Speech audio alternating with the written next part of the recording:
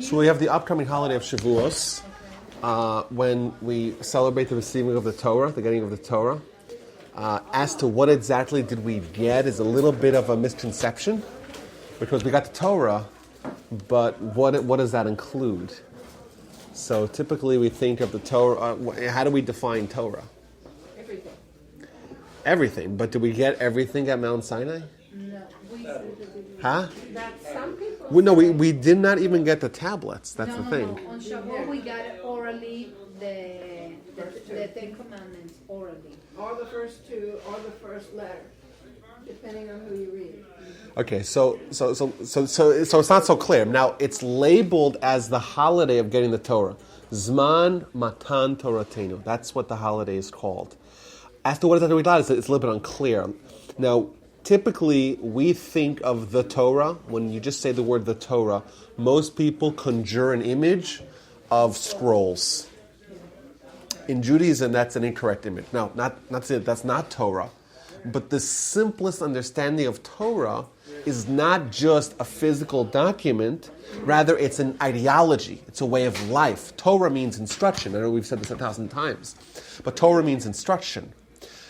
If you actually look at the written document, the instructions, they are not complete. And it's obvious to anyone who reads it. That's why we need all the commentaries to explain what's going on. We need the oral Torah to explain. We need the midrash to explain. We need Rashi and the Ramban and all the voluminous commentaries that we have to really give us clarity as to what it is we're reading.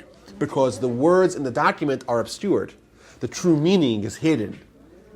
So when we say Torah, we're referring to much more than a written document. It's a written document merged with the oral understanding of that document as well, which we call Torah collectively. Written Torah. Joseph Caro and anybody up until now. Perhaps. Yes, that's why. That's halacha would be under the realm of Torah. Now, not only that, we have a little bit of an upside down way of understanding, and I'll explain what I mean here, just to clarify. We think of the relationship of written Torah and oral Torah. How do they relate? Well, we have a written Torah. Well, what does it mean? Well, what does it mean when it says that an eye for an eye and a tooth for a tooth? It doesn't mean what it sounds like. Well, so we have to go to understand the written Torah. We have to go to the oral Torah. Yes. That's the way we think, and Torah is very. Sometimes it's very ambiguous. You have statements like slaughter cows or slaughter food the way I instructed you. So how do you understand what it means? So how do we make an animal kosher by killing it? Well, to understand that, we have to go to the oral Torah. And so on and so forth. Everything that we have in the written Torah, we have to say, okay, how do we understand that? By going to the oral Torah. So the written Torah is just an outline. I'm sorry? So the written Torah is like an outline. Well, let's not jump to any conclusions. That's what we think. But in truth, it's almost the exact opposite. The Jewish people did not get a written document until all the way at the end of Moshe's life. When Moshe is about to die, he takes 13 scrolls, gives one to each tribe, has a 13th scroll, right? 12 tribes, 12 scrolls. A 13th scroll is kept in the ark, and these are the scrolls that are used to copy and make other scrolls.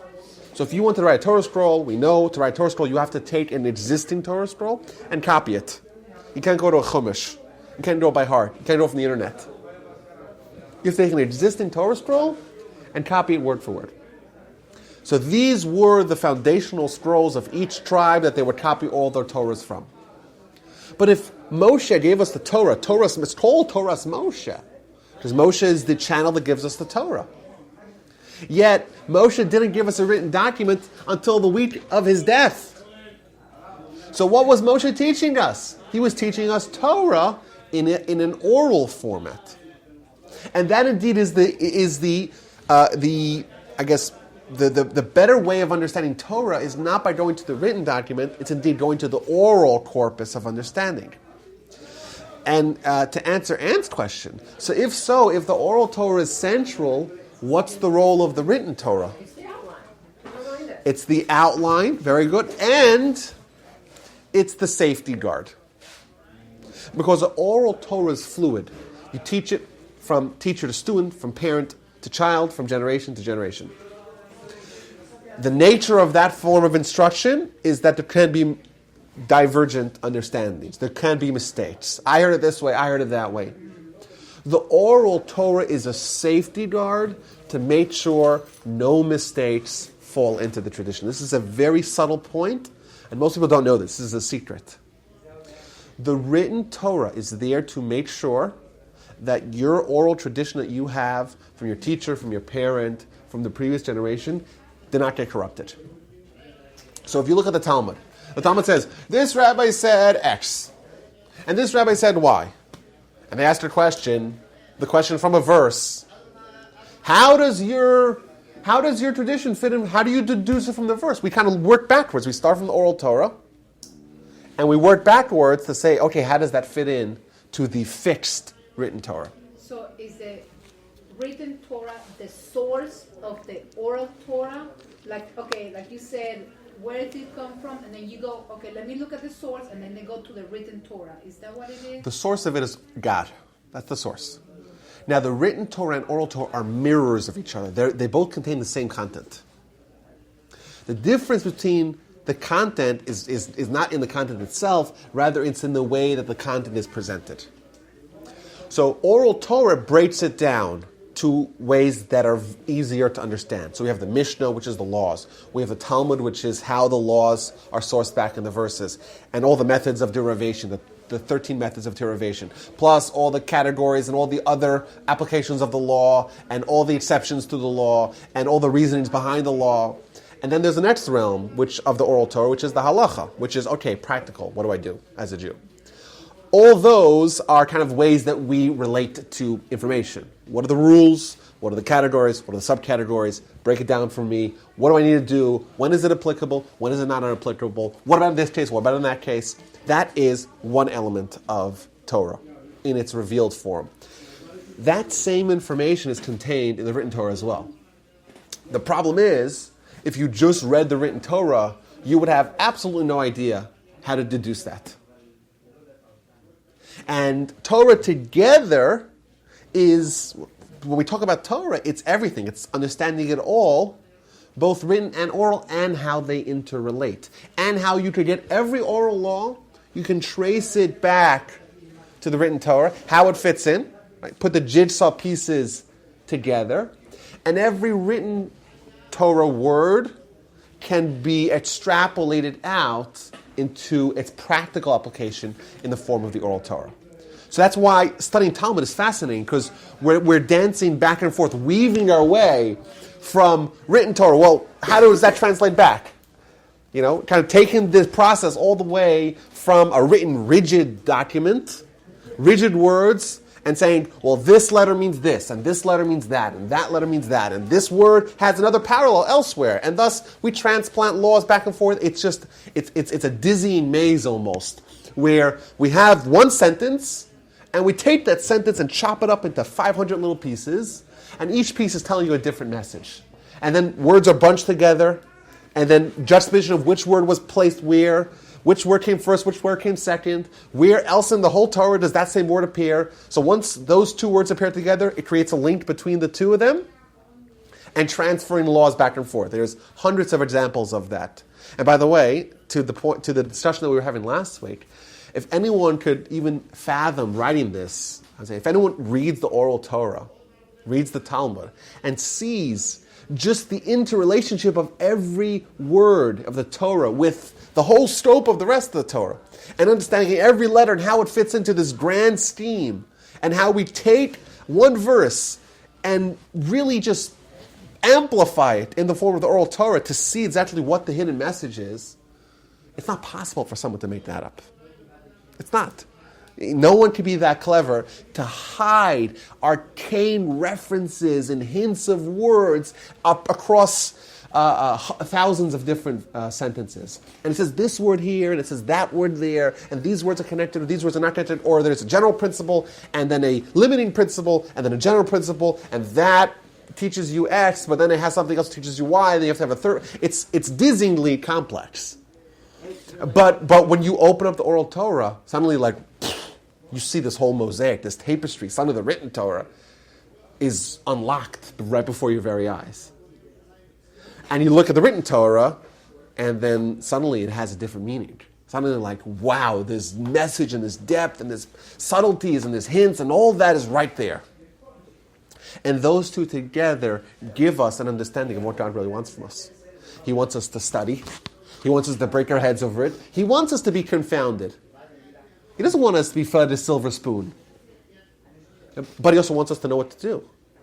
So we have it kind of all together. We have the appreciation of the infinite wisdom of the author. You know, and just the more you delve into Torah, the more you realize how much there is there. You know, I always say it's ironic that kids in America, once they did their bar mitzvah training in their Sunday school, in Jew jail as it's called by someone, once they're done with that, they're bona fide experts. They've done it. I'm moving on to the next chapter of my life because I completed it. I got my confirmation. I'm done. When ironically they haven't even started. You know, how many books of the 63 books of the Talmud have you read, or even know the names of it? You know, how deep have you gone into the laws of, I don't know, agricultural laws? You can spend your whole life studying that. We know that there was a scholar in Israel who spent 10 years learning the laws of ahalos. Of what? Ahalos. Anyone knows what ahalos is? Like tents. Okay. What does it mean? What the laws of tents? How to pitch a tent? So ahalos is one of the most difficult parts of the Talmud. You guys even heard of it, right? It deals with the laws of contamination in an enclosure. So ohel, a tent, is an enclosure. And it creates like this singular domain of everything that's within the same enclosure is unified by this enclosure. And thus, if you drop something in there and it gives off contamination, that affects everyone in the vicinity. Not only that, if you have a vessel, that vessel creates an enclosure, stuff that are dropped into the vessel, stuff that touch the vessel, the inside, the outside, very complex laws. So this rabbi spent 10 years of his life studying it and writing a book of it.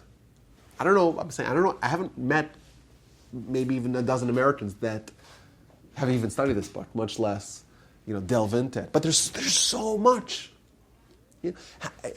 Every kind of little topic. There's a guy in our neighborhood, young guy, he's maybe 25. And he wrote a nice little book about the biblical borders of Israel. What do you mean, Israel? We know what the borders are. Well, right now, today, by the way, is the anniversary, the 49th anniversary of the capture or the recapture of the old city of Jerusalem on day 3 of the 6-day war. That's today, June 7th. Right? So the map changed, right? But there's this whole question of where was biblical Israel? Because biblical Israel was on both sides of the Jordan. Was it taller? Was it shorter? What about Sinai? How far does it go into Sinai? Where exactly is the borders?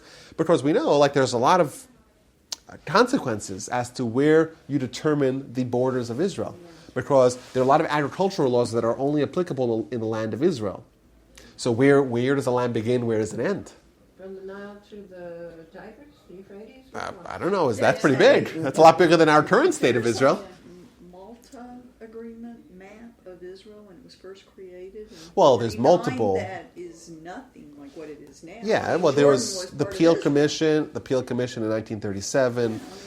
There was the Partition Plan in 1947. Of course, none of the agreements that had a state of Israel on the map was agreed to by any of the Arabs. So if we have that kind of historically, where Joshua had the initial conquest, and there was multiple additional conquests, and where exactly does the border end, and where does it begin? So, that's an esoteric topic. Like, if you were to say, list me 5,000 most important topics in Judaism, from 1 to 5,000, would it make the list? It might.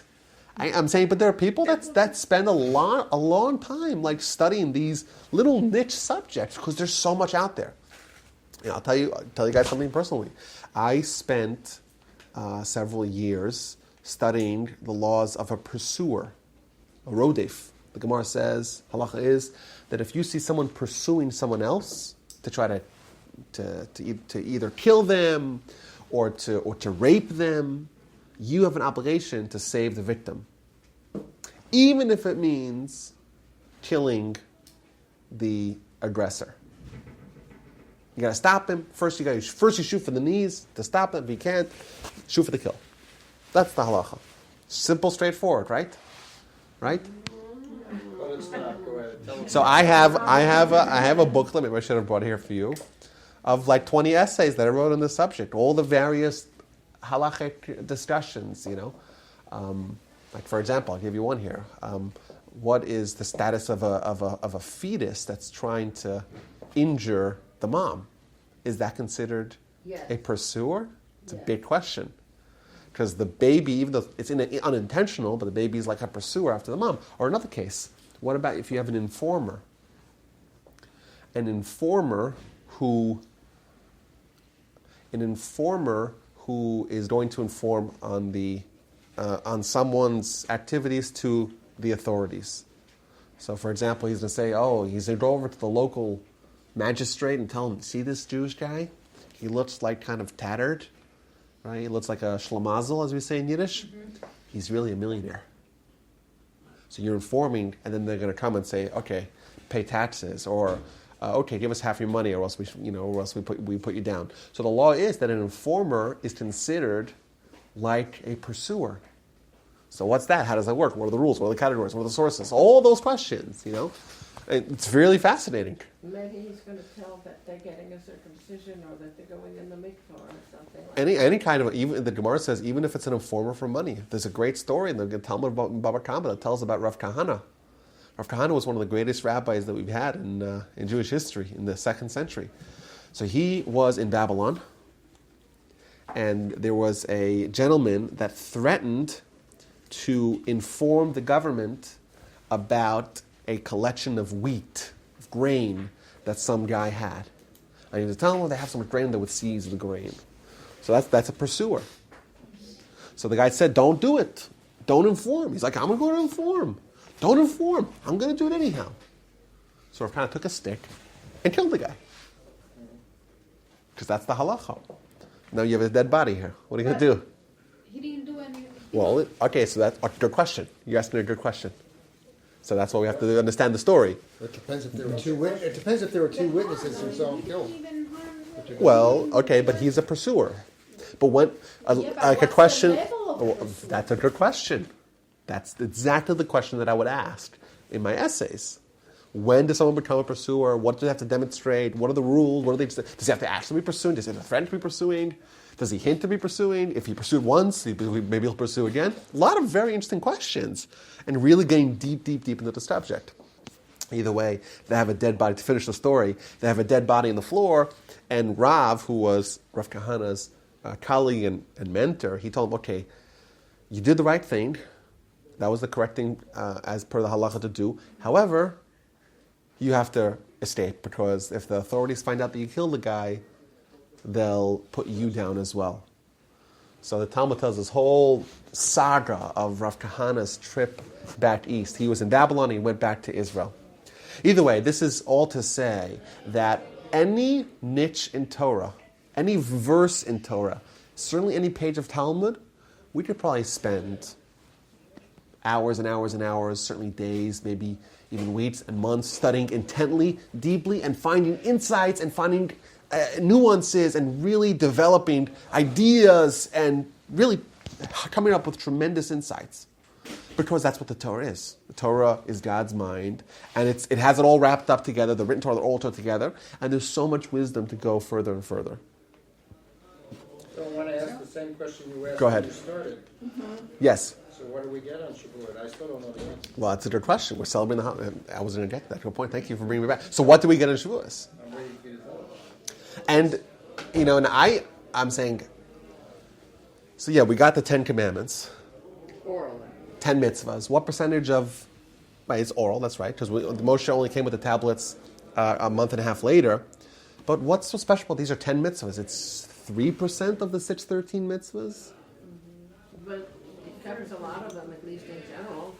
first. Okay, maybe they're important. I'm saying it's undeniable that these are very important mitzvahs, but why would getting 10 mitzvahs or 3% of the totality of mitzvahs, of instructions of the Torah, why would that qualify that receipt of that instructions to be, we got the Torah. Maybe we got some of the Torah. Should we say this is the holiday of receiving of some of the Torah? But Rabbi, Go ahead. I read a commentary yesterday or the day Go ahead. before. It said that Hashem said something, and he said everything, even all the stuff up until now, all at once, so that we heard the sound, but we didn't get all the separate sentences. But at least we heard it all. Okay, so I'm going to say two variants of your idea. So in Shavuot, it's so important because that's when Hashem spoke to us. Okay, so I like where you're going like that. So it's not one person that he talked to. He talked to all of us. Yes. Okay, so let's try to unpack this idea I here. agree. Let's unpack this idea. So let's start with kind of the simplest, I think the simplest way to do it. So the Talmud tells us that if you look at the Ten Commandments, you actually find a condensed version of all of Torah. And in fact, there's a prayer that we say on the holiday, composed by Rabbi Saad Yaron, wherein he delineates all the categories of, or all these 10 categories he breaks down to the mitzvahs that fall into each one of these 10 categories. But he does it in a very poetic fashion, so it's not so easy to pick out what he's saying. But let me tell you this idea.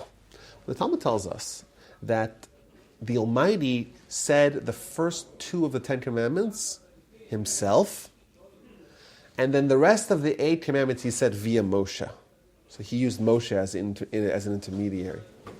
Now, why would the Almighty give us 2 mitzvahs himself and 8 via Moshe? Because everybody died when he said it. But did they die after one or after? After each one, they were Yeah. resurrected. Yeah. They died And again. then They the were second time resurrected. they and said, then- Moshe, we can't do Okay, this. but let me ask you a question. So why would they not stop after once? Imagine if I told you something, or God told you something, and you died. Wouldn't you say, I'm not trying that again? You're brought back to life? I don't know about that. But why? So if the Almighty insists on giving it to us himself, let him give us all 10 himself. The People two are couldn't very take it. personal. The two, like said the two I. is I is me. So you want to Okay. make sure that you guys understand that it comes from me. And those two, Okay, I'm sorry. It those comes from two him, include but all it's the I. others. It's I. Exactly. From one and So there's a Marsha, Hashem. the I'm commentary, sorry, not from me, from Hashem. the commentary, the Marsha on this Talmud where it talks about the 2 versus the 8. He says like this. He says, if you look at all of Torah, it's included in the first 2 of the 10 commandments. Every mitzvah that we do, why would you do a mitzvah? What's the only reason why you would do a mitzvah? to love Hashem. Because Hashem told you. Yes. And why would you refrain from sinning? Because Hashem told you not to do that. So what happens when someone sins? What are they essentially telling God? God, you said I shouldn't do this. I'm doing it anyhow. I don't care what you have to say. Exactly. And what does that sound like? It sounds That's like idolatry. We are taking something and putting it on a higher priority than God.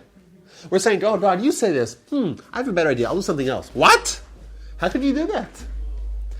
Right? That's a rejection of God.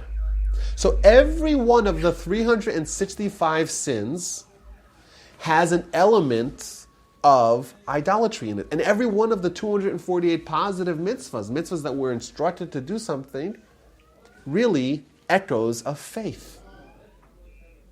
And by the way, faith and rejection of idolatry is also one idea if you actually break it down.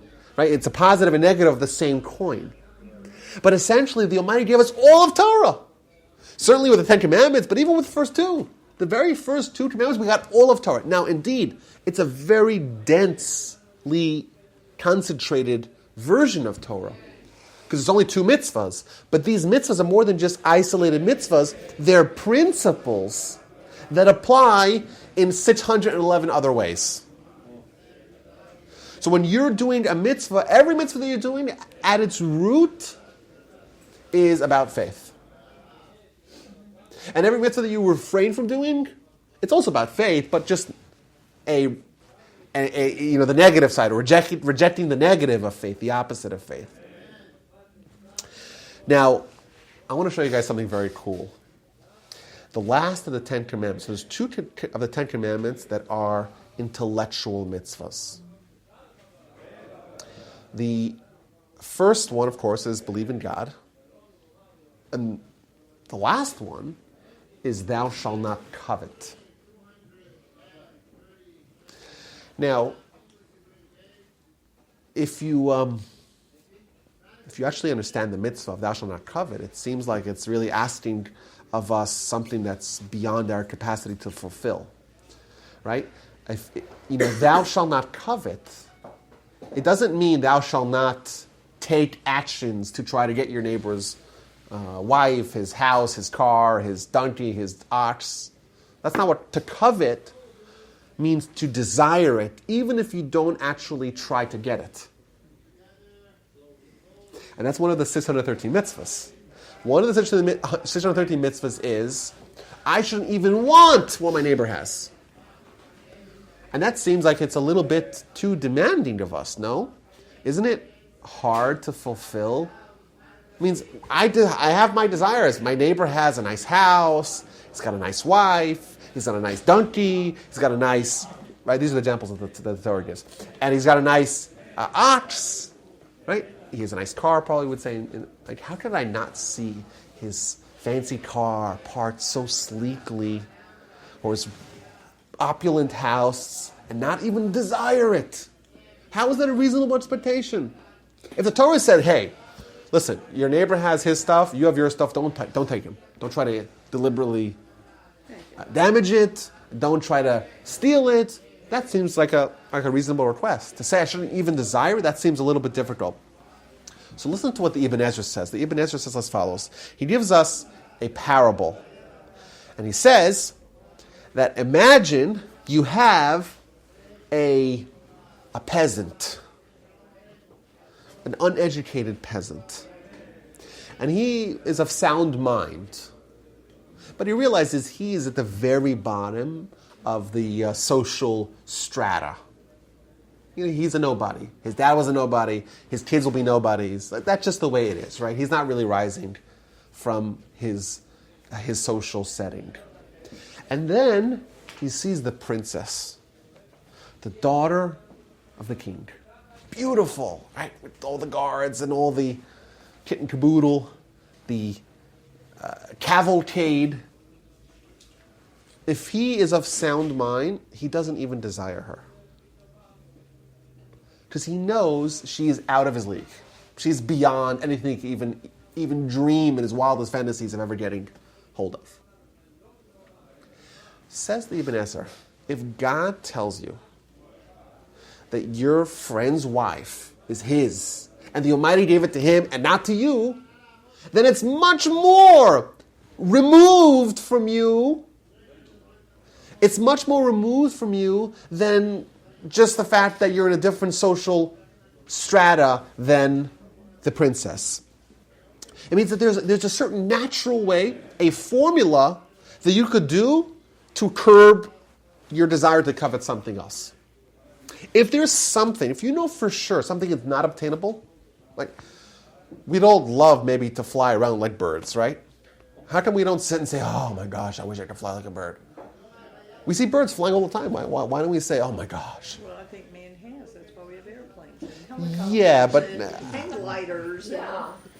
Fair. But I'm saying I want to do it like birds do it. Well, we're not How like come? birds. Well, exactly. The point is that we recognize that this is not something that's in any way obtainable, and therefore we don't even fantasize about it. So maybe we kind of do a little bit. So you're right a little bit, but. For a nice Jewish boy, right? I'll give you another example. So what if you and your neighbor are the same economic status? You can both afford the same things. He gets a new car. You really like that car. You can go out and buy one. Is it okay to want that car? Not his, but the same model. I think that would be okay. That would be okay. But if let's say you can't buy it or you don't want to buy it, but you still look at him with you still kind of have a little Yeah, I don't desire. want his car. I just want to go to the dealer and get one like this. Yeah, oh, It's a that nice car! Oh my gosh, I love that! Oh my, look at that car! Right, that is prohibited by Torah law, which is really it's incredible.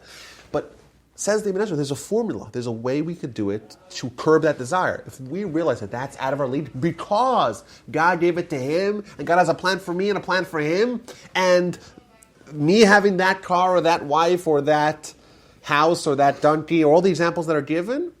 That's not part of the plan, so it's easier, like with his wife, right? You know, I kind of like, you can't afford. Yeah, there's only one of them. Yeah, exactly. Right. So there's no way I could do it because the Almighty said, you know, I have a wife for you, and I have a partner for you in life, and be happy with what you have, and you know that this was given to your neighbor. That will actually curb desire. But what does that mean? Yeah, but certain desires are good. Okay. It drives you to achieve more. That's right, and we're even told. So that's, you know, it's picking which desires, how to control the desires. Well, okay, so I'll tell you. The Torah tells us not to covet my neighbor's spouse or anything, physical items, but his good midos, his good character, or his scholarship, or his mitzvahs. That I'm actually encouraged to covet. In fact, we're told, Kina sofrim tar b'chachma. The envy of scribes, of authors, will increase wisdom. If I see a guy who sat next to me in shul, and this guy wrote a book on Torah, and I say, if this guy could do it, I could do twice as good. So that's envy. But that is a good envy because that's going to propel me to push myself a little harder. So there's a good kind of envy, and then there's an envy which is a bad kind. And I would say perhaps the breakdown is physical, material versus spiritual. His physical, material assets, that is not a healthy thing for me to covet. However, his spiritual obtainments, his life challenges, his accomplishments, his hard work, his perseverance, his tenacity, those are things that I should copy. If I see my neighbor getting up early and putting in the long hours, and I'm a loafer, and I say, I want to be like him. That's a good thing. But, To say, I just want to have what he has. That's not healthy. but if you acquire all those good qualities, it takes nothing away from him. He still has them anyway. But what do we see? The Torah is demanding of me in this last of the 10 commandments to not only have the basic faith of commandment number 1, believe in God, don't do any idolatry.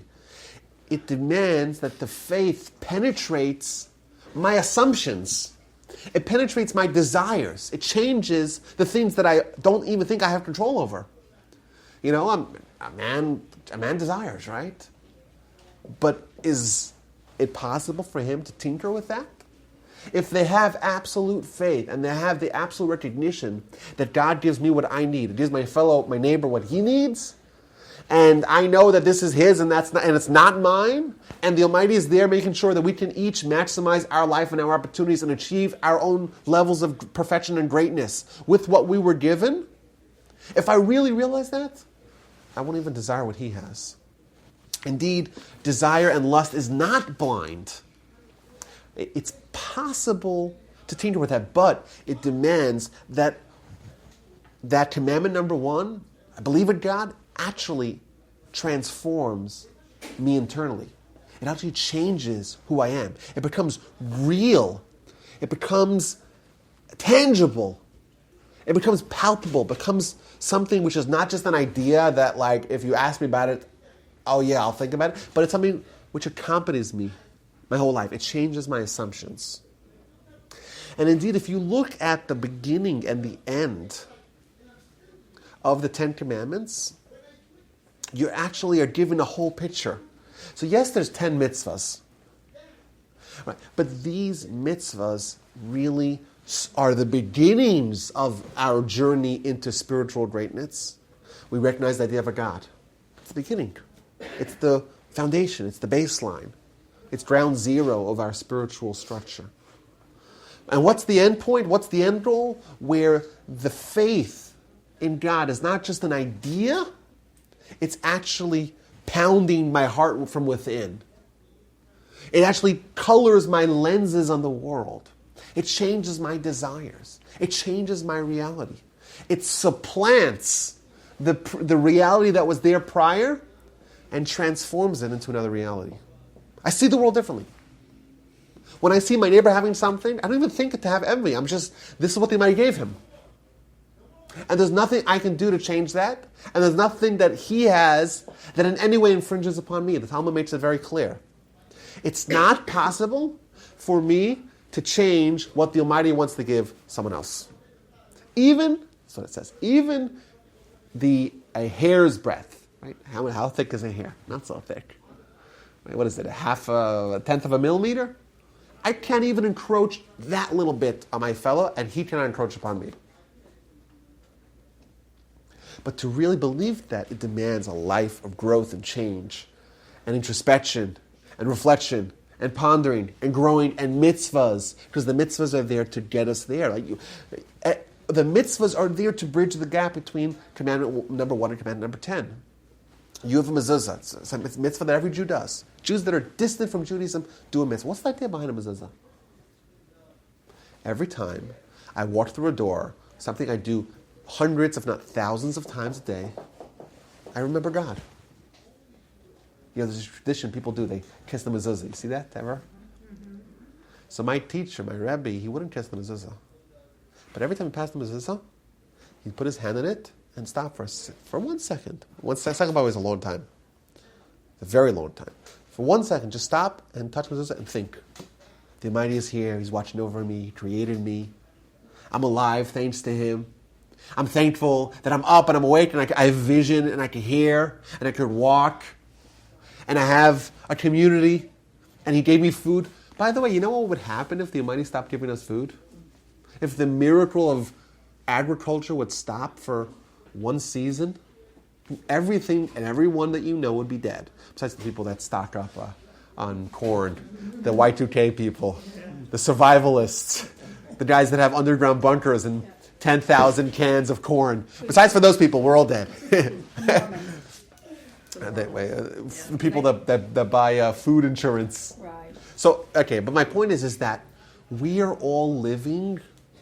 It's all a miracle. I'll explain to you this, and you guys, I want to hear someone arguing with me. When you drop a seed into the ground, and you cover it with soil, and you start planting it with a little water, and you make sure it has sufficient sunlight, and then you stop, freeze the tape, and you actually dig it up, and you say, okay, what do we have over here? We have a seed, which is totally inedible.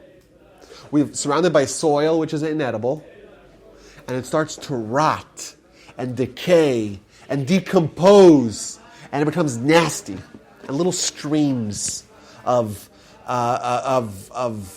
corrosion, of decay are emerging from it. If I stop there right now and say, what's going on over here? If I took someone who never knew anything about agriculture, they would say, oh yeah, it's so sad. This was once a fruit. But look at it now. It's dying. It's dead. It's falling apart. It's decaying. It's starting to have a putrid reality to it. And then lo and behold, right, you put it back in there. You wait a few more months, something comes out. Something's going down south and something's going up north, right? The roots are getting deeper and something emerging. How does that even happen? Does anyone even know? Can anyone explain to me here? How I put a seed which is inedible into ground which is inedible. I give it some oxygen, some light, some water, and I have fruits that are edible. Can anyone explain to me how that works? Huh? The answer, I even Googled this recently. There is no really scientific understanding of how this even works. All of us are living on miracles. Because if this stops happening, you know what you'll say? It's okay, I don't need fruits. I'll eat meat. I'll just eat meat. What does the meat eat? Exactly. So this one miracle that none of us really know, no one knows how this even works. How is it possible? What's going on over here? It's all a miracle. We're all alive because of that miracle. And just thinking about that for a second, how all of humanity, if for 1 second, or not 1 second, for 1 season, that God said, you know what, let me pull back on this miracle and see if humanity... Have a whole year We The do that in plant. Israel. Okay, that's true, but we only do that's only in Israel. That's fair. Yeah. But maybe that's the lesson. When you stop doing it, then you realize what it is.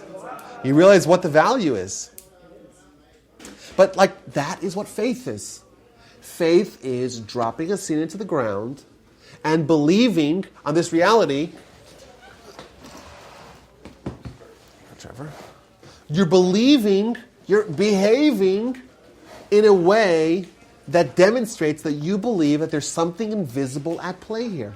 There's a reality that you cannot see, it's unexplainable, but it is here, and it is going to give you food. That's faith. And the whole world relies upon it. But, by the way, I'll tell you something cool. You know what the Talmud says? Just to bring this full circle. The Talmud says that the section of Talmud, it's talking about itself, that refers to agriculture is called emunah, faith. It's as if you look at all the people you could be a policeman, you could be a firefighter, you could be a farmer, you could be a rabbi. Who has the most faith? The farmer. Because farming is an act of faith. Because you are doing something based upon a reality that is invisible. That is what faith is. We are behaving in a way, in a reality, based upon something that's invisible. And you know what? It's invisible, but we have all these reminders. We have a mezuzah at our door. We have prayers in the morning, afternoon, and evening. We have even prayers in bed, when you go to sleep and when you wake up. We study Torah every day. These are all reminders of this invisible reality that's real, that's true, and that the entire world relies upon. And that is the progression, where faith starts off as an idea that, it's something we can argue about. We have the creationists, and we have the evolutionists, and we have the atheists, and we have the agnostics, and the believers. Everyone wants to say what they want to say about it. And that's how we start off with saying, well, we have evidence, and we have copious evidence, and Abraham proved it, and science already is making their way around to it, that there was a beginning, right? That's already an idea that's accepted by everyone. That's how we start off. But that's not the goal. Is the goal of Jewish life to have a perfunctory faith? Yeah, I believe in it. If you want me to measure and evaluate the evidence, well, which one is more likely? Is it likelier that we had a creator, an intelligent creator that created the world we have? Or is it likelier that within 4 billion years, spontaneously, we got DNA and cells and amino acids and proteins and 1 trillion different distinct organisms? Is that, you tell me, just walk me through. How are we getting an Earth that's only 4.6 billion years old? It starts off as being inanimate, and within 4.6 billion years, not only do we create a single amoeba, which, by the way, is a simple organism, but if you were to collect the collected wisdom and capabilities of all of mankind, we couldn't create a single cell. We couldn't do it. Because a single cell is comprised of trillions and trillions and trillions and trillions and trillions and trillions of different atoms. You know how to make an atom? Anyone here knows how to make an atom? Could you make one atom? Could you make one subatomic part? Give me one electron. Make me one electron. Make me one. Could you do that? You can't.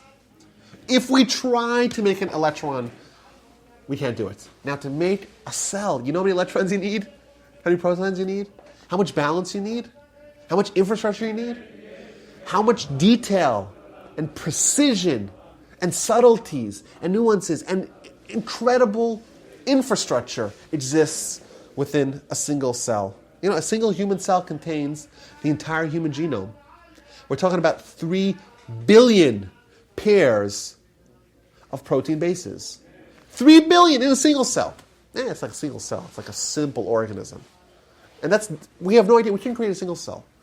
Much less 1 trillion different organisms, some of them comprised of many, many, many, many, many, many, many different kinds of cells, and functioning and working, and a human brain, and fingers that bend, and a liver that filters. Look, we have no idea how to even do that. It's a miracle. It's a miracle. But Hashem is amazing too. He was always here. How did that happen? Okay, so but that's a good question.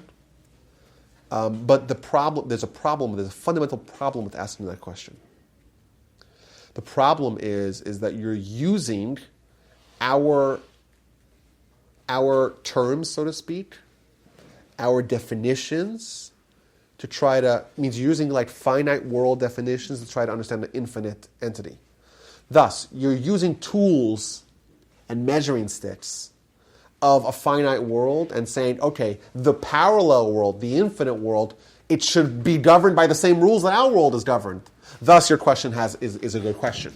But if we recognize that this alternative world does not play by the same rules, so thus God is simultaneously existing in the past, and the present, and the future. By the way, that's God's name. The name that we're not allowed to pronounce. But once you recognize that the rules don't apply, you can ask the question, well, what happened beforehand? Because there was no beforehand. Time as a linear entity, right, that we cannot undo the past, right, that is a function of our world, and thus our perspective. Do you remember wondering that when you were 3 years old? No, I don't remember much about being 3. I could ask my 3-year-old, see what he says about it. But either way, like this, when you read the Ten Commandments in kind of its more holistic version, not only do you get all of mitzvahs, and all 613, but you really get the ideas, the transformation that are the intent of the mitzvahs. What's the goal of the mitzvah? What's the transformation that happens from a human dominated by Yetzer Hara, by evil inclination, to a human of Olam Haba, where the soul is in control, where the paradigm is entirely the opposite, where the body and soul are no longer a body dominant and soul is being controlled by the body. Rather, it's the opposite. How does that change happen?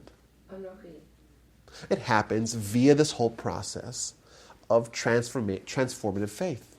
From Anochi all the way to thou shalt not covet. You know who didn't covet? Moses didn't covet. And by the way, I'm sure a lot of other great Jewish leaders say, well, if you take the journey of Judaism from beginning to end, you'll end up with not coveting, and that'll be a normal mitzvah. Indeed, for us, we're beginners. We're beginners, we're trying to do the best we can, and therefore to us it's like, whoa, how do you not covet? Well, what's that all about? And indeed, it's very hard for us to imagine not desiring something. You can say, well, don't do it, right? I really want the cheeseburger, it's not kosher, so I won't do it. But how do I go a step back by changing the desires? I have to change from within. And indeed, I think that's another way to understand how we got all of Torah on Shavuos, because we got the Ten Commandments, and within that is all the mitzvahs, either 10 commandments or 2 commandments, or first and last really outline the bookends of the beginning and the end of our spiritual journey. Now, someone here mentioned something else, which I think is also very critical. And indeed, I think it's one of the insights, really, that gets a little bit less attention during the holiday, but indeed is one of the most critical aspects of Judaism. Now, I mentioned it a little bit last week. I'll go into it again. Our religion is the only religion that makes a claim of national revelation. We're the only ones that do that. Now, we could debate the merits of the claim, but before debating the evidence, the accuracy, the questions, right? Before even debating the merits of the argument, what is the argument that we put forth? The argument that we put forth, as evidence, the Torah mentions it multiple times, is that we had a revelation where God appeared not just to one man, not just to 2 men, 10 to 12, to 600 and 1,000 adult men between the age of 20 and 60. Safely, we can extrapolate that there will be a parallel amount of females. We're dealing with a nation at least of 1.5 million people. We make that claim. No one else makes that claim. They don't even claim it. That's right. Not only that, the Torah itself, in the book of Deuteronomy, tells us that no nation will ever claim this experience.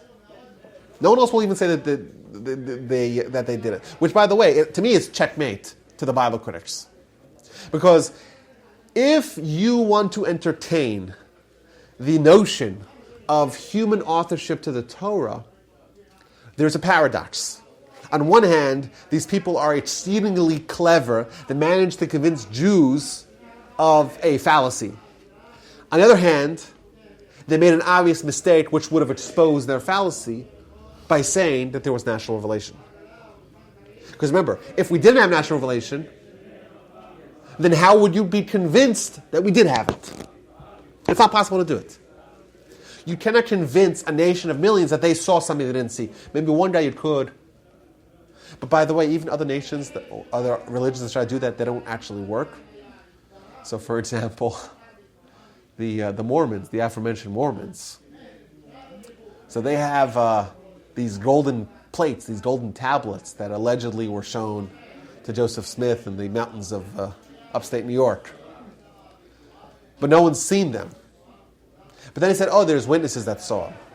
But all those witnesses actually recanted their story. So you can't get 3 people to go with the claim of something that they didn't see. How are you going to get 300 people or 300,000 people or 1.5 million people to claim that they saw something they didn't see? How are you going to do it? Why was this necessary? What was it necessary to have? So yes, it's pretty impressive on its own merit that we had revelation at Sinai and no one else even claims to have it. That's, to me, is enough checkmate for the Bible critics. But put that aside. Why would they mighty need to have this? It seems like overkill, right? We had the Exodus, 10 plagues. We had the splitting of the sea. We had miracles left, right, and center. We had 40 years of manna, eating manna. By the way, how does that get explained? Because there is such a thing. Really? Of eating manna falling from heaven? Sufficing the needs of millions of people over 40 years? There is such a phenomenon? Well, there is such a thing as manna. Whether there's that much manna, I don't know. That's a natural phenomenon. Natural phenomenon. That's news to me. Manna falling specifically where the people are traveling, right? It has to follow them around. Everyone, I'm not familiar with that, but even if there is, 40 years feeding millions of people, that's not a natural phenomenon. But there's plenty of miracles to go around. Why do we have to have this otherworldly experience of people experiencing prophecy? Right? And obviously, like you guys told me, they couldn't handle it. They died, they had to be brought back to life. They experienced prophecy again, they died. This whole experience seems to be overkill. Shouldn't it be enough? We have miracles upon miracles, 10 plagues, splitting of the sea. There's enough miracles to go around. Why do we have to have revelation, prophecy, being uplifted temporarily to a different realm of living and not even be able to handle it and dying? What's the reason for that? So Exodus 19, chapter 19, verse 9, which is right before Mount Sinai experience, the Almighty tells Moshe as follows. And Hashem said to Moshe, behold, I am coming to you in a dense cloud in order that the nation hears when I speak to you, and also in you they will forever believe. The 10 Commandments solidified Moshe as an eternal prophet. The Jewish people believe in Moshe, not because of the miracles. The miracles were all they were all functions. They were all utilitarianistic. Sorry, how does he say that word? Utilitarian, thank you. They had a utility to them, right? The Jewish people are surrounded by enemies, split the sea. The Pharaoh will let us leave, beat him down until he relents. What are we going to eat in the desert? Manna falls. We're thirsty. Here's water from a rock. We're going to be surrounded by bad climate and pests and heat. Okay, let's put a cloud above us, a fire at night. These are all, what's the word again? Utilitarian? Thank you. Right? These all have a function. The only function of the Mount Sinai experience was to solidify Moshe as a prophet. The Jewish people experienced Moshe being talked to by God. They were privy. They had a peek hole, so to speak, into Moshe's prophecy. Once the Jewish people experienced prophecy alongside Moshe, they never questioned his legitimacy as a prophet. They may have started up with his leadership, they may have questioned his tactics, but never again did they doubt that Moshe was speaking to them the word of God, that he was capable of communication, direct communication with God. Thus, in the ensuing 40 years, the Jewish people got the Torah. We got the Torah. Indeed, Mount Sinai was just the introduction. But Mount Sinai, the experience of Mount Sinai, solidified and concretized our understanding of Moshe as a prophet. Thus, 40 years later, the Arvos Moab, in the plains of Moab, on the east bank of the Jordan River, when Moshe is giving us mitzvah after mitzvah after mitzvah after mitzvah, that is Torah. Torah as in instruction from God. Moshe is now speaking to us the word of God. Vayidaber Hashem al Moshe Lema. We could believe that statement. The Almighty spoke to Moshe saying, because we have evidence that Moshe is a real prophet. Thus, Torah demands, for Torah to be Torah, there has to be prophecy. If there's no prophecy, then it's not the word of God anymore.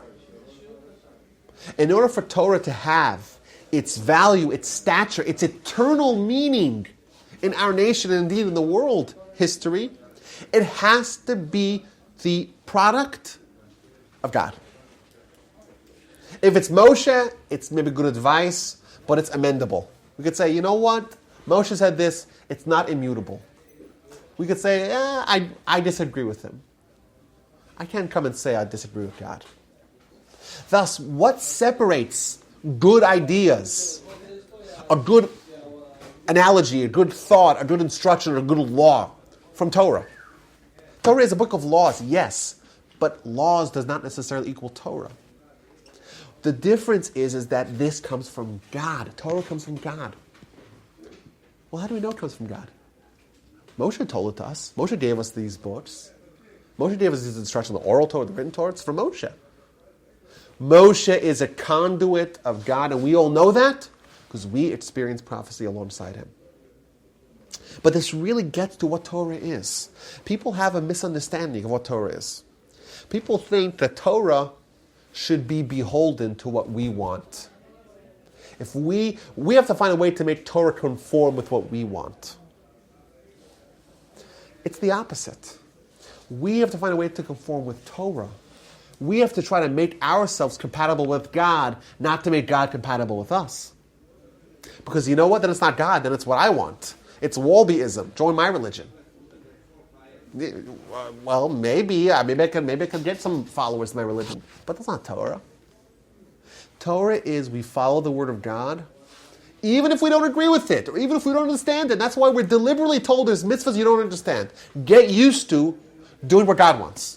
Because when you do a mitzvah that doesn't make any sense to you, right, you are acknowledging that this is Torah. This is not something that I'm doing because I want to do it. You know, me doing a mitzvah and saying, well, I would have done this anyhow. Like, I'm not fulfilling Torah. I'm doing what I would have done anyhow. To do Torah means it's to acknowledge the fact that the Almighty loves us and cares for us and wants to have us to have a fantastic life and gave us the method to do it. It's from God. And thus there are things that I'm not going to understand. And some of them are done deliberately. We're deliberately given mitzvahs that we cannot possibly understand because that makes the idea of Torah penetrate into our hearts. It's from God. And thus it doesn't mean that I should understand. There's some things that I will not understand. And that's by design. And then there will be other things that maybe I understood 50 years ago. But, Rabbi, society changed. It's no longer acceptable to say this. Or we have evolved as a society. Okay, but God doesn't care about us. Maybe He does care. God cares about us. God loves us. But Torah, if you accept Torah as what it is, it cannot change. It's immutable. We cannot take a scalpel and cut out some verses of the Torah. We can't. So we don't understand it. We can have the humility to say we don't understand it. So society changed. We can have the humility to say society changed. There never was a rebellious and stubborn son. Sorry, I said it wrong. So they did change it. They didn't change it. If there would have been Tell me there that were it was there, always that way. well, no, you misunderstood the Talmud. The Talmud says that there's so many qualifications for a wayward rebellious son that no one actually fulfilled the qualifications, but then changed the Torah. They didn't say this rule doesn't apply anymore. The rule applies, but because there are draconian circumstances that need to be met for this law to be fulfilled, no one actually fulfilled the consequences, the circumstances. But they're not changing the Torah. We're not allowed to change the Torah. Go ahead. But can you take certain things from the Torah that makes you feel good or apply to you? Like, not change the word of Torah, but instead of using these... So you want to emphasize that. Or, Okay, so I want to give you two examples. you know what I'm talking about. I don't know what you're talking about. I'll give you two examples. Well, your brother knows what I'm I don't know what you're talking about. Like this. So this is okay. So there's two ways of doing what you said, and it's a little. There's a slight difference between these two ways, and one of them is fantastic, and one of them is absolutely devastating. And I'll explain to you what the fantastic one first. So I like to pray. It's my communion with God. I'm in isolation, just me and the Almighty. Well, prayer is part of the Torah. I want to make a heavy emphasis on prayer. You know what I just did? I changed the world for the positive. Right? I channeled my energies into something that's going to bring me closer to God. That's number one. That's a great mitzvah. And by the way, you know who did that? Fantastically well. Same example that I give. Hasidism. Hasidism is about highlighting and emphasizing the parts of Jewish life that the people of Eastern Europe and Russia that they needed. They was emphasized, but it doesn't mean that they took the other parts of the Torah and said that's not Torah. Right? That's the flip side of this. And there's a tremendous danger to say, well, I feel connected to this mitzvah, so I'm going to do this mitzvah. But the other mitzvah, I'm going to throw away. I don't feel connected to it. By doing that, you are taking Torah and demoting it from Torah. Because if it's Torah, it's from God. So all of it's valuable. All of it is from God. All of it's Torah. If I say, well, I want to do this one and not that one to the exclusion of that one, well, then even what I'm doing is not Torah. Because I obviously don't believe that it's Torah is from God, because if I did, then all of it has to be taken together. So that's the danger. People say, well, I love this mitzvah, so I want to do this mitzvah. Great. I emphasize that. Make your spiritual world built off one part of Torah. Every part of Torah, like I said earlier, every element of Torah can build for you on its own an entire spiritual world. But if you say, I'm going to do this to the exclusion of something else, because this is what I like, not only is that a bad idea, but it's actually changing the Torah even in what I'm doing. Because even when I'm doing, I'm saying, this is obviously not Torah. I'm doing it, I would have done this anyhow, even if it wasn't from God. It's a nice thing that I want to do, but it's not Torah. Because if it's from Torah, well, then it's all valuable. Now, that being said, I think it's better for someone to say, I'm ready to fulfill this mitzvah. I'm not quite ready to fulfill that mitzvah. I don't know if it's whatever. I'm saying that is a better alternative than saying this one is not for me. If it's from God, it's for you. You have a harder time. Everyone has a hard time with certain mitzvahs and an easier time with other mitzvahs. That's not what I'm talking about. Okay, I'm talking go about ahead. The word PC. Politically correct? Exactly. Now, Hashem is not the king, is not the Lord. If they change all that in the prayer books, that now everything is a neutral gender, okay? They take one of the major prayers in Kol Nidre, okay? Or, which one? I don't know what you're referring to, but yes. Go ahead, just say. We're friends here. Okay, the man laying with another man, that part of it, they take it completely Okay, out. so that is... Okay, and then they start changing the wording to make sure that it's inclusive to everybody. That's what I'm trying to say. Is that kosher? Is that part of That's, Torah? you tell me. You tell me. To say that I want to do this part of Torah, not that part of Torah, is changing what Torah means, right? What do you do with when that happens? I mean, I don't know. You fight back. You ask them, and you say, I had that conversation with Rabbi Rosen, and it boiled down to the end of my conversation after an hour and a half was God did not write the Torah.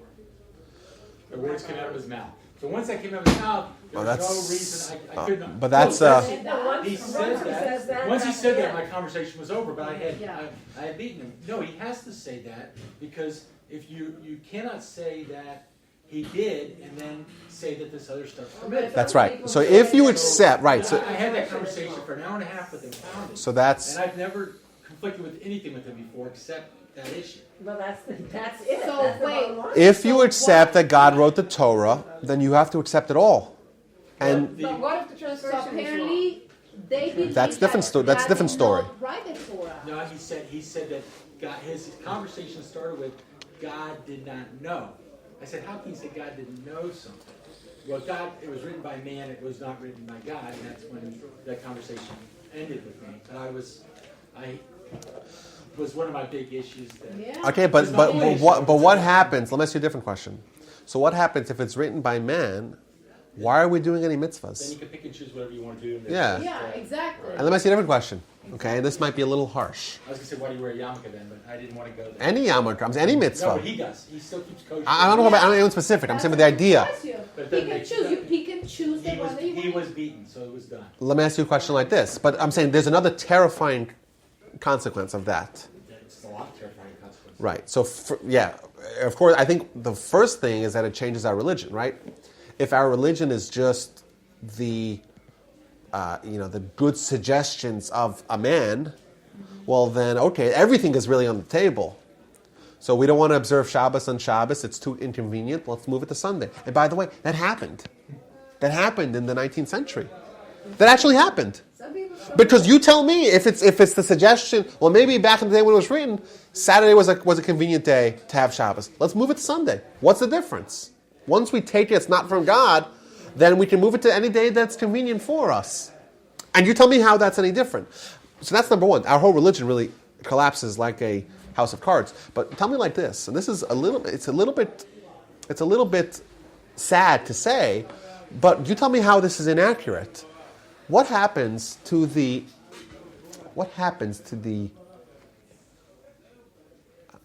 martyrdom and the suffering of millions of Jews in history?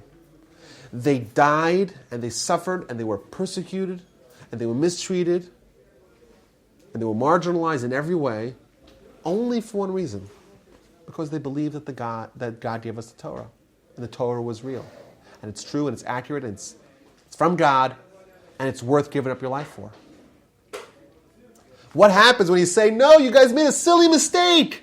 You gave up, millions of Jews gave up their lives for God, for Torah, but they were totally hoodwinked. It wasn't from God. It's from a man. It renders all the sacrifices of great Jewish heroes into mistakes. Millions of Jews now died in vain. They should have just dropped it. That's a terrifying conclusion that I don't think anyone has intended, but that is the natural outgrowth of that conclusion. We have to say either the Torah is from God, and thus our religion and our history has meaning, and our life today has meaning. A mitzvah has meaning because it's from God. Or it's not from God.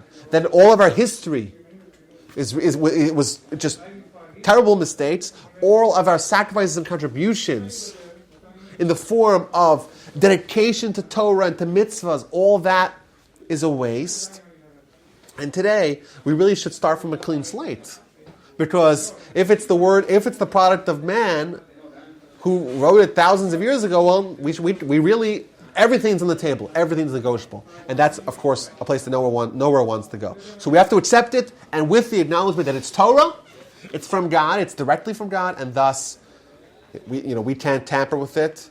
If there are things that we don't understand, maybe that's the intention. Okay, everyone. So now we have, indeed, we could see how we got Torah at Mount Sinai. We gave four answers to that question. To answer the question, what do we get on the holiday of Shavuos? How do we get Torah? Well, answer number one, simply, Ten Commandments are a denser version of all of Torah. A little bit more sophisticated is that the first two of the Ten Commandments, the ones we got from God, contain everything. And that's why we had to hear it from God, because we had to hear all of Torah from God. To take that idea a step further, it's not just the mitzvahs, it's the intention of the mitzvahs. It's changing our assumptions about life. It's creating a world of faith, wherein it's possible to tell someone, Lo tachmod, do not covet. Don't even feel like you have a desire for something that's not yours. That is indeed the culmination of a life of Judaism. And lastly, we got Torah. Because what is Torah? What separates Torah from a book of good instructions? What's the difference between Torah and how to win friends and influence people? Both of them is good advice, right? Why is one Torah and one is a book? It's a nice book to have. The difference is that we believe that the Torah is divine from God because of Shavuos, because of the experience of Mount Sinai, because we experienced prophecy alongside Moses. Thus, everything that Moses gives us, we know comes from God. We have Torah, but having Torah has consequences. It means we can't just pick and choose which ones we want. It's immutable. It means we'll do things and we're working on God's way of thinking. So there are things that are not going to make sense to us.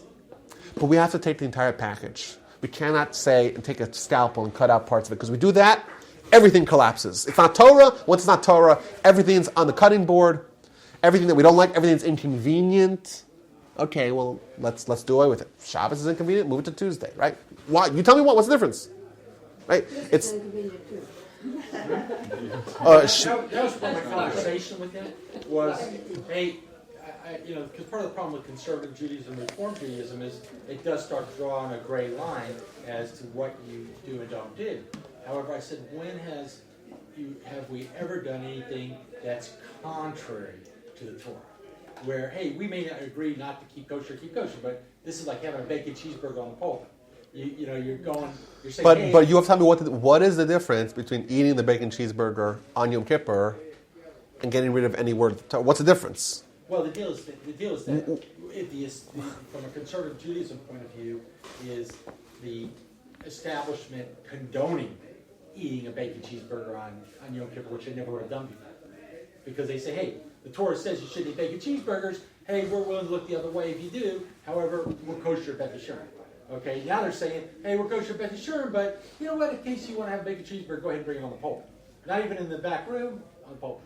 So that was a big. So that's that was a major mind shift there. So I don't understand. But that's They were saying that they went the opposite of what the Torah said. It's one thing to say, hey, we're going to let people be members and whatever. Hey, we'll do it outside the synagogue. Hey, whatever. It's another thing to say, hey, we're going to not only condone it, we're going to do it right in front of the Aron Kodesh. We're going to do it right in front of. We're going to do it smack in God's face.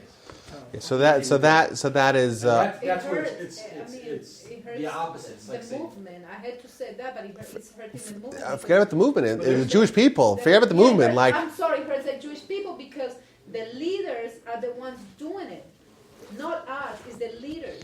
I mean, all of a sudden.